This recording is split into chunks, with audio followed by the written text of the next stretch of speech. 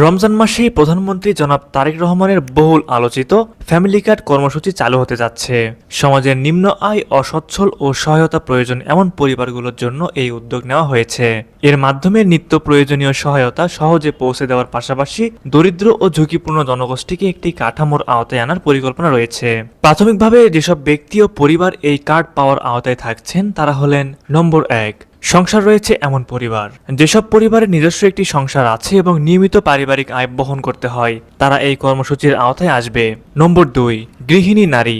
যেসব নারী গৃহস্থালির কাজ করেন এবং আয়মূলক কোনো পেশায় যুক্ত নন, তাদের পরিবারকে অগ্রাধিকার দেওয়া হবে। নম্বর 3, কৃষিকাজে নিয়োজিত ব্যক্তি। যারা মূলত কৃষির উপর নির্ভরশীল এবং মৌসুমী আয়ের কারণে আর্থিক অনিশ্চয়তা থাকেন, তারা এই সুবিধার অন্তর্ভুক্ত হবেন। নম্বর 4, অধ্যয়নরত মেধাবী শিক্ষার্থী। অর্থের অভাবে পড়াশোনায় ঝুঁকিতে থাকা মেধাবী শিক্ষার্থীদের পরিবারকেও বিবেচনায় রাখা হবে। নম্বর 5, নিম্ন আয় ও অসচ্ছল পরিবার। যেসব পরিবার ন্যূনতম আয়ের জীবনযাপন করতে হিমশিম খাচ্ছে, তাদের জন্য এই কার্ড বিশেষ সহায়ক হবে। নম্বর 6, বিধবা ও প্রতিবন্ধী ব্যক্তি। সমাজের ঝুঁকিপূর্ণ ও সহায়তা নির্ভর এই শ্রেণীকে অগ্রাধিকার দিয়ে অন্তর্ভুক্ত করা হচ্ছে। নম্বর 7, সরকারি ভাতার উপকারভোগী। যারা ইতিমধ্যে বিভিন্ন সামাজিক নিরাপত্তা কর্মসূচির আওতায় ভাতা পাচ্ছেন, তারাও এই তালিকায় থাকতে পারেন। নম্বর 8, বিশেষ সহায়তা প্রয়োজন এমন অসহায় পরিবার।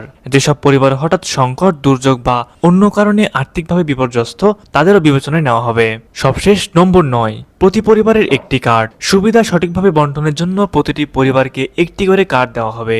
এই প্রকল্প সফল হলে ভবিষ্যতে একটি দেশব্যাপী সম্প্রসারণ করা হতে পারে। এই উদ্যোগ বাস্তবায়িত হলে রমজান মাসে নিম্ন আয়ের মানুষের জন্য বড় ধরনের স্বস্তি নিয়ে আসবে এবং সামাজিক সুরক্ষা কার্যক্রম আরও শক্তিশালী হবে বলে আশা করা হচ্ছে।